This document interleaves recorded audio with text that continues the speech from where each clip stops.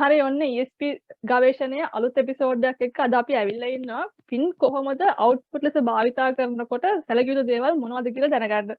මම ලිහිණි උෂාන් එක්ක තමයි මේක ජොයින් වෙලා ඉන්නේ. උෂාන් කියන්නකෝ බලන්න මොනවද අපිට ඒ වගේ සැලකිය යුතු දේවල් කියලා. ඔව් ඉතින් ගොඩක් අය අහන දෙයක් තමයි මේ කොහොමද අවුට්පුට් එක වැඩ කරද්දී ඒගොල්ලෝ අහනවා මේ LED ගොඩාක් මට ESP එකට දාලා සම්බන්ධ කරලා වැඩ ගන්න පුළුවන්ද කියන ප්‍රශ්නේ. ඉතින් ඕක ගොඩක් අය අහපු නිසා තමයි මේ particular වීඩියෝ එක කරන්න හිතුවේ. ඉතින් මොකද මේ LED control කරනකොට අපි output විදිහට නෙමෙයි වැඩ කරන්නේ. ඉතින් output එක නොදන්න කෑල්ලක් තියෙනවා ඔයගොල්ලෝ අන්න ඒක කියලා දෙන්න තමයි යන්නේ. ඉතින් ගිය සතියේ කිව්වා ESP32 එකේ තියෙන වර්ග 3ක පින් කියලා. power pin, reserve කරපු pin, ඊට පස්සේ programmable pin. එතකොට මේ තියෙන programmable pin තමයි ඔයා control කරන්නේ output එකක් හෝ input එකක් විදියට. ඉතින් අද output එක කතා කරන අපි බලමු ඉතින් output එකක් කොහොමද මේ මොකද්ද මේ කතන්දරය කියලා මොනවාද සැලකිලිමත් වෙන්න ඕන දේවල් කියලා. right. ඉතින් output එකක් ගත්තට පස්සේ output එකක් කියන්නේ ඔයාගේ program එකෙන් pin එකේ ඉඳලා signal එක එළියට දෙන අවස්ථාව. මෙන්න මේ වගේ. ඔය signal එක ඔයා තමයි එළියට දෙන්නේ. එතකොට මේක ඩිජිටල් සර්කිට් එකක්නේ. මේ ඔක්කොම ඩිජිටල් සර්කිට්. ඒක හන්ද ඔයාලට දෙන්න පුළුවන් ඩිජිට් එකක් තමයි කියන්නේ එක්ක 1 එක්ක 0. 1 0 කියන ස්ටේට් දෙක විතරයි මේ සර්කිට් වල හදන්න පුළුවන් වගේ පින් එක. එක්ක 1 කරනවා නැත්නම් 0 කරනවා. ඉතින් ඔය ඕක තමයි අපි අවුට්පුට් එකක් කරනවා කියන එකේ සරලම දේ. එතකොට මේ 1 0 කරනකොට 1 කියන්නේ ඩිජිටලි හයි කියන එකනේ. ඔව් 1 කියන්නේ ඔව් දැන් 1 0 කියන එක එක එක විදිහට කියන සමහරක් අය high low කියලා කියනවා. සමහරක් අය පින් එක on off කියලා කියනවා. එහෙම නැත්නම් true false කියලාත් කියනවා. true කියන 1 එකට 0 කියන false එකට ඔය කොහොම ගත්තත් අවස්ථා දෙකයි. ඉතින් high low වෙන්න පුළුවන්. ඒක ඔයාට ඕන විදිහට refer කරන්න පුළුවන්. දැන් ESP වල අපි කරනකොට මේ අපේ මේ Gavesha app එකකින් program කරනකොට Python වලදී අපි පාවිච්චි කරන්නේ on off කියන එක තමයි pin එකකට මම output කරනකොට. ඉතින් කතන්දරේ ඕන විදිහකට ගන්න පුළුවන්. ඒක ප්‍රශ්නයක් නැහැ. සරලම අදහස මම සිග්නල් එකක් එළියට දෙනවා කියන එක. එතකොට දැන් මෙතන මේ tricky part එක තමයි මේ සිග්නල් එක කියන එක මොකක්ද කියන එක. right එතකොට මේ 1 0 වුණත් ඒ කොහොම කිව්වත් අන්තිමේදී මේවා ඉලෙක්ට්‍රික් සර්කිට් නේ. එතකොට තියෙන්නේ වෝල්ටේජ් සහ කරන්ට් වලින් මේ කරන දේවල් ඔක්කොම කරන්නේ. එතකොට අර ඇත්තටම ඔයා පින් එකක් 1 කරනවා නැත්නම් හයි කරනවා ඔන් කරනවා ඕන විදිහට කියන්න. කරොත් ඔයාලට හම්බෙන්නේ මේ 3.3 වෝල්ට් කියන වෝල්ට් අගය. හරි ඔය තියෙන එක බැටරි වල තියෙන 1.5 වගේ වෝල්ට් අගයක් කියන්නේ. එතකොට මේ වැදගත් දේ ඔයා හයි කරොත් ඔයාලට හම්බෙන්නේ වෝල්ට් එක. වෝල්ට් අගය හම්බුනේ කියලා කොහෙවත් අපිට කියන්නේ මේ කරන්ට් එකක් එළියට යනවා කියලා පරිපතයක් තිබ්බේ නැතිනම්. උදාහරණයකට බැටරියක් ගමුකෝ සාමාන්‍ය නිකන් තියෙන බැටරියක් ඩබල් ඒ බැටරියක් ගත්තොත් මල්ටිමීටරේ තිබ්බොත් මට හම්බ වෙනවා වෝල්ට් 1.5ක්.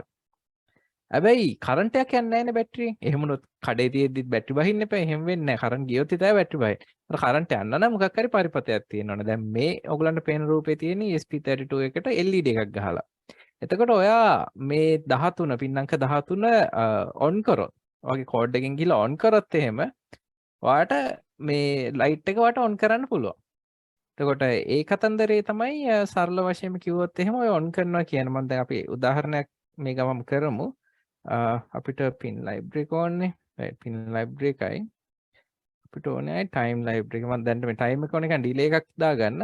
අපි හිතමු LED එක දැන් සම්බන්ධ වෙලා තියෙන්නේ මේ pin අංක 13ටනේ. එතකොට 13 එක මම output එකක් කරනවා. හරි මේ තියෙන ඔය අවස්ථාව හොඳයි. හරි සරල මේක output එකක් කරා. දැන් මේක on off කරන්න නම් මට කරන්න තියෙන්නේ මේ LED කියන එක මෙතන on කරන්න. ඊට පස්සේ මට off කරන්න ඕන නම් LED එක pin එකට ගිහිල්ලා off කරා. ඔය හරි සරලයි හොඳයි. on වෙලා off වෙනවා. මේක run කරොත් එහෙම LED එක on වෙලා off වෙන අපේ නර delay එකක් නැති හන්ද ටිකක් හයියෙන් යනවා අපේ. ඒකන්ද අපි delay එකකුත් දාමු පොඩි.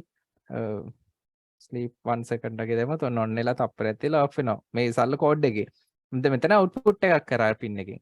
එතකොට දැන් මම on කරනකොට අතන 3.3ක් වෙනවනේ මේ pin එකේ මේ හරිය. කරන්ට් එක යනවා මේ හරහා ගිහිල්ලා මෙතන ground එකේ තියෙන හන්දා LED එක පත්තු වෙනවා. ඒක කරන්ට් එක යන්නේ pin එකෙන් එළියට. හොඳට ඒක මතක තියාගන්න. මේක හරි වැදගත් point එකක්. එහෙම නැතුව හිතන්න මම තව LED එකක් ගහනවා. LED එකේ මේ අනිත් පැත්ත ධන පැත්ත 3.3ට දීලා ඍණ පැත්ත මෙහෙම ගෙනල්ලා අංක 14ට සම්බන්ධ කරනවා. එතකොටත් මට මේක කරන්න පුළුවන්. මට LED මේක 2 කියලා ගමු. copy paste කරමු. මම මේක LED 2 කියලා ගන්නම්. පින් අංක 14 output කරනවා. දැන් මෙතන පොඩි වෙනසක් තියෙනවා. මෙතන මම LED 2 එක on කරන්න නම් මම කරන්න ඕනේ 1 නෙමෙයි. මොකද LED 2 එක සම්බන්ධ කරලා තියෙන අනිත් පැත්තට හන්ද මම මේක off කරොත් තමයි LED එක පත්තු වෙන්නේ. ඒ කියන්නේ මෙතන 0 වුණොත්. මෙතන 0 වුණොත් 3.3 දීලා තියෙනවානේ. එතකොට 0 වෙන හන්ද voltage වෙනස හන්ද current එක යන්නේ දැන් pin එක ඇතුළට.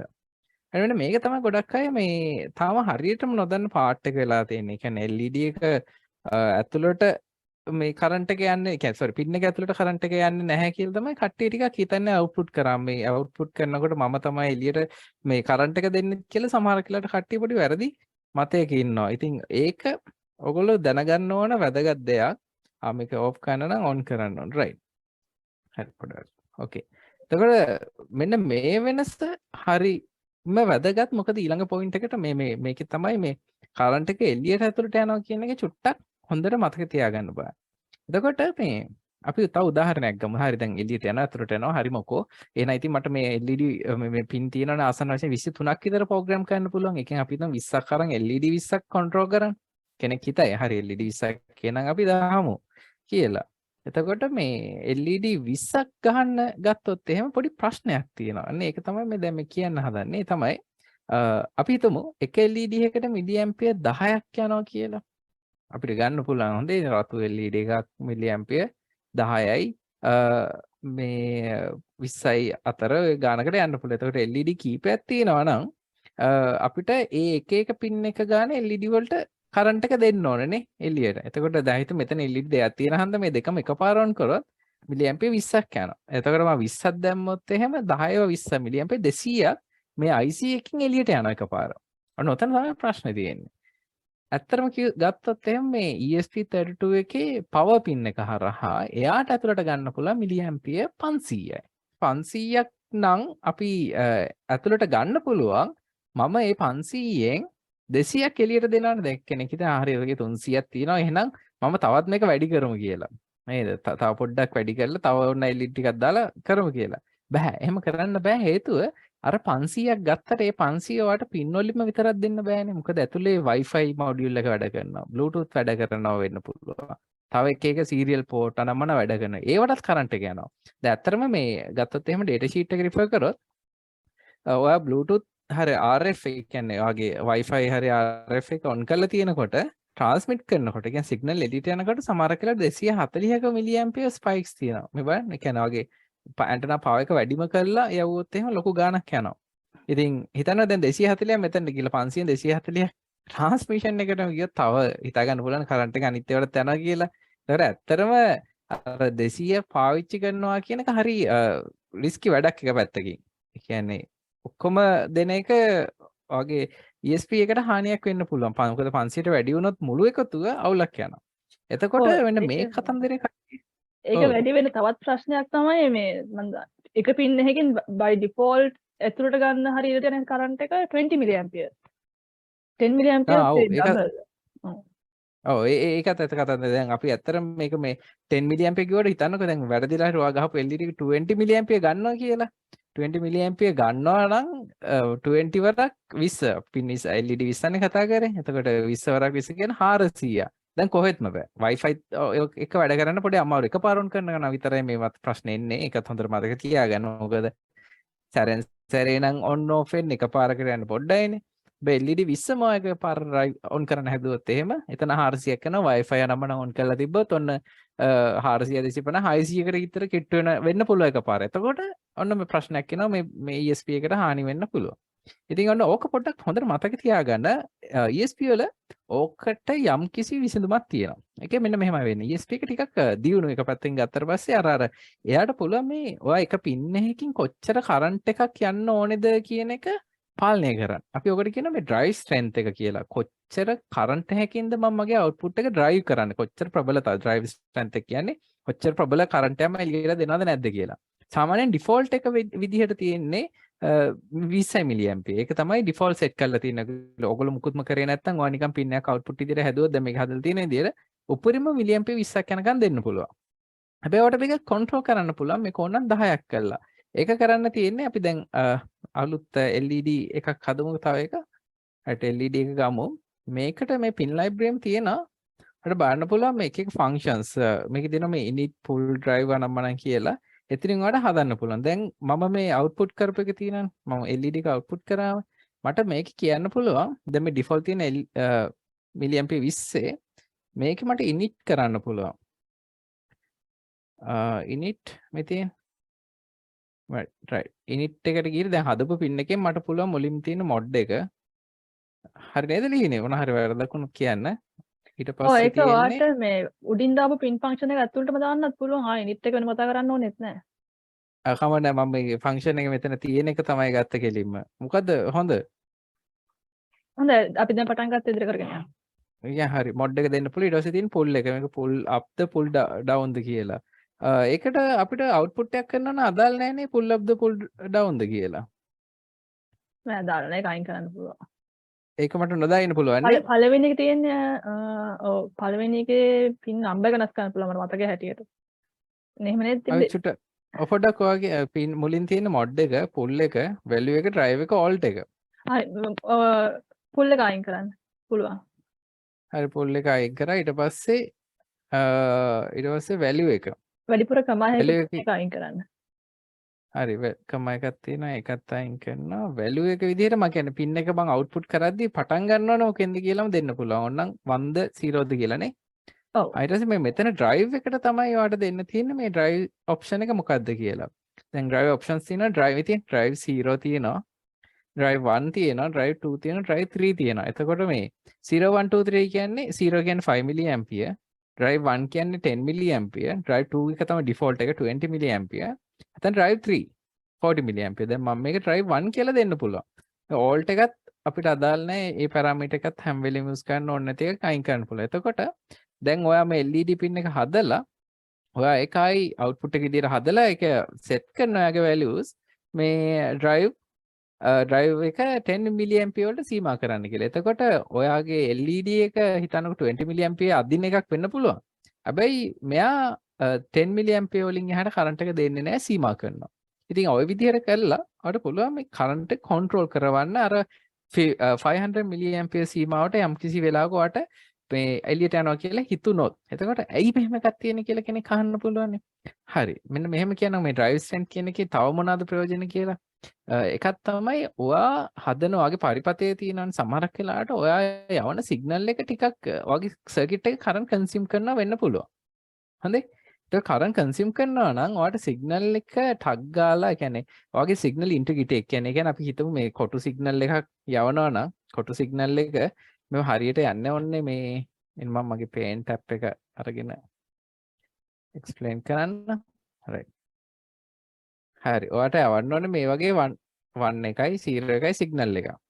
හිතන්න දැන් ඔයාගේ සර්කිට් එකේ ටිකක් කරන්ට් එක කන්සියුම් කරනවා කියලා. කරන්ට් එක සින්ක ඔයා 5 දුන්නට මේ ඔයාගේ සිග්නල් එක ඇත්තටම යනකොට මෙන්න මේ වගේ චුට්ටක් මෙහෙම අඩු වෙලා යන්න පුළුවන්. මෙන්න මේ වගේ අඩු වෙලා ටිකක් කැතට හරි කොටුවක් නෙමෙයි යන්නේ. මෙහෙම යන්න පුළුවන්. ඒකට ප්‍රශ්නේ වෙන්නේ ඔයා මේ චූටි කරන්ට් එකකින් තමයි එළියට දෙන්න හදන්නේ. මේ කරන්ට් එක ඔයා ඇත්තටම දෙන කරන්ට් එක වැඩි කරොත් ඒ සිග්නල් එකේ ඉන්ටිග්‍රිටි එක ඔයාට හරි කොටු සිග්නල් එකක් විදිහට තියාගන්න පුළුවන්. ඉතින් මේ වාසිය තියෙනවා. ඒ කියන්නේ 20 මිලි ඇම්පියර් ඔයාට මදි වුණොත් එහෙම ඔයා ජෙනරේට් කරන සිග්නල් එක හරියට 10 යන්නේ නැත්නම් රයිට් ඔයාට පුළුවන් මේ වගේ ඇම්පියර් ගන්න වැඩි කරන්න. දැන් 1 කියන්නේ මෙතන 3.3 වෝල්ට්. හරි දැන් මේ වගේ සිග්නල් එකක් ගියොත් එහෙම හිතන්නකො මේක 1 වෝල්ට් වගේ වුණොත් එහෙම 3.3 තියෙන එක වගේ සර්කිට් එකේ තියෙන උපකරණ නිසා ඒගොල්ලෝ කරන්ට් ගොඩක් කන්සියුම් කරලා. එතකොට මේක නවත්තන්න පුළුවන් ඔයාලට වැඩිපුර කරන්ට් එක දීලා 40 මිලි ඇම්පියර් වගේ දුන්නොත් අර පුළුවන් අර මේ සිග්නල් එක ආයි හරි කන්ඩිෂන් එකට ගන්න. ඉතින් මේ වගේ වාසියක් තියෙනවා. මේක ඉතින් බේසික් කරන කෙනෙක්ට නම් එච්චරම උමනාව වෙන්නේ නැහැ මම කිව්වට. ඉතින් අර ඩ්‍රයිව් ස්ට්‍රෙන්ත් එකේ වාසිය තමයි ඔයාලට පුළුවන් ඒ ඕන මේ අවශ්‍යතාවය හැටියට ඔයාගේ ඒකත් කරන්ට් එකත් කන්ට්‍රෝල් කරන්න. ඉතින් මේක මතක තියාගන්න. LED ගොඩාක් ගහන්න යන්න එපා. මේ ඔයගොල්ලෝ මේ වගේ ඩ්‍රයිව් ස්ට්‍රෙන්ත් කන්ට්‍රෝල් කරන්නේ නැතුව. ඉතින් එහෙම කරලා ප්‍රශ්නයක් වෙන්න පුළුවන්. මේ ඒ දේ හරියට නොවුනොත් ඉතින් ඕක තමයි මට නම් අද මේ ප්‍රශ්නත් එක කියන්න තිබ්බේ. මොනවා හරි කියන්න තියෙනවද ලිහින්? තව මොනවා හරි අපිට මිස් වෙච්ච මොනවා හරි? ඒ වගේ තියෙනවද? මේ LED නැතුව කරන්ට් එක අදින දේවල් මොනවද තාම? ඒ වගේ ගොඩක් කරන්ට් එක පාවිච්චි වෙන දේවල්. එකපාර ගොඩක් කරන්ට් ගහන්න බැරි දේවල්. දැන් ඕගොල්ලෝ කොහොමත් රිලේ වගේ දේවල් නම් එකපාර යවන්න නැහැ නෝ කොයිල්ස් ඉන්ඩක්ටර්ස් තියෙන ඒවට තමයි ගොඩක් කරන්ට් එක අදින්නේ. හැබැයි සාමාන්‍යයෙන් ඒවා ට්‍රාන්සිස්ටර් එකක් කරාම ඩ්‍රයිව් කරන්න හේතුවත් ඕක. ඒ කියන්නේ මේ 40 මිලි ඇම්පියර් මදි ඒවන් කරන්න. එතකොට අපි කරන්නේ මේ මොකක් හරි ට්‍රාන්සිස්ටර් එකක් කරා ට්‍රාන්සිස්ටර් එකට පුංචි සිග්නල් එකක් දීලා ලොකු කරන එක. මටත් එකපාර අදහසක් කොහොමද කියන්නේ ඔයගේ සිග්නල් එක ඇම්ප් ඉන්පුට් එක එහෙම ගත්තත් යන්නේ නැහැ. සාමාන්‍යයෙන් අපි ගොඩක් LED තමයි ওই විදිහට ඩ්‍රයිව් කරන්න ආයි කරන්ට් එක ගොඩක් යනවා කමියුනිකේෂන් වලට. ඒ කියන්නේ SPI වගේ පෝට් එකක් ගත්තොත් SPI පෝට් එක කමියුනිකේෂන් එක 10 වෙද්දි ටිකක් කරන්ට් එක යනවා data speed එක වැඩි වෙද්දි. I2C වලට මේක අදාළ නැහැ. මොකද I2C හරි slow speed එකෙන් communicate වෙන්නේ. හැබැයි SPI වගේ ගත්තොත් එimhe SPI මේක theoretically 80 megabits/s යන්න පුළුවන් ESP32 එකේ. ඒක ලොකු ස්පීඩ් එකක් සැලකුවේ. එතකොට වාගේ සර්කිට් එකේ ඉම්පෙඩන්ස් එක හැටියට කරන්ට් එක තීරණය වෙනවා. 10 එතකොට හරියට ලෙවල් පවත්වාගෙන යන්න හයි කරන්ට් එකක් ඔව් ඕනේ. ඔව් කියන්නේ සාමාන්‍යයෙන් හයියෙන් ස්විච් වෙනවා කියන්නේ කරන්ට් එක වැඩි කියන එකම තමයි. එතකොට කරන්ට් එක ඒ කරන්ට් එක දෙන්න ඔයාලට පුළුවන් වෙන්න ඕන. හයි ස්පීඩ් සපෝට් කරන ඔයාලට ඒ තරම් කරන්ට් එක දෙන්න පුළුවන් වෙන්න ඕන. මේ වගේ තැන් වලදී මේක වැදගත් වෙනවා. මම දැන් අපි මේ අර මෝටර් ඩ්‍රයිව් කරන්නත් මේ L298 වගේ මෝටර් කන්ට්‍රෝලර්ස් යූස් කරන්නේත් මේ වගේ හේතු හින්දා තමයිනේ. ඒක නම් ඊට වඩා ටිකක් වෙනස්. කොහොමත් මෝටරයක් කන්ට්‍රෝල් කරන්න බෑ මේ පින් එකෙන්. කියන්නේ 40 මිලි ඇම්පියර් කියන්නේ නම් මෝටරයක් ළඟින්වත් තියන්න පුළුවන් ගානක් නෙමෙයි. ඒවට ගන්නේ ඒවා සාමාන්‍ය 100 මිලි ඇම්පියර් 200 මිලි 1 ඇම්පියර් වගේ ලොකු කරන්ට් ඒවට යන්නේ. ඒක හන්දා අනිවාර්යෙන් මෝටර එකක් ඕනේ. ඉතින් ওই කතන්දරේ තමයි තියෙන්නේ. ඉතින් ඔය ටික තමයි ප්‍රධාන වශයෙන් අද කියන්න තියෙන්නේ. මම හිතනවා මේකෙන් කට්ටිය මොන හරි ඉගෙන ගන්න ඇති කියලා. ඔව් අද නම් මම ගොඩක් දේවල් ඉගෙන ගත්තා. හොඳ එපිසෝඩ් එකක්. අපි එහෙනම් ඊළඟ එපිසෝඩ් එකත් එක්ක තව මේ වගේ ප්‍රශ්නයක් කතා කරමු. අනිවාර්යයෙන්ම ඔයගලන්ට මොන හරි ප්‍රශ්න තියෙනවා නම් ESP එක වැඩ කරන්න මේ අපේ chat එකේ දාන්න. අපි ඒවට වීඩියෝ එකක් හදලා දාන්නම්. ඒ ඔයගලන්ගේ ප්‍රශ්න වලට හරි සරල විදියට මේ පිළිතුරක් දෙන්න. එහෙනම් thanks සම්බන්ධ වෙලා හිටියට.